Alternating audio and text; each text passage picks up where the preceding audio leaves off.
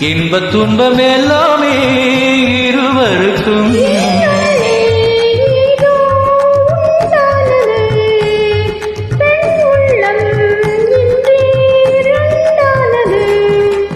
ரெண்டா ஏது ஒன்று பட்ட போது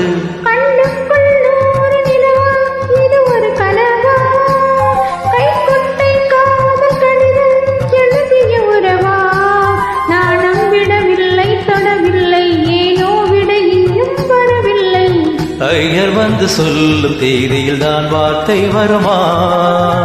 ஐயர் வந்து சொல்லும் தேதியில் தான் வார்த்தை வருமா?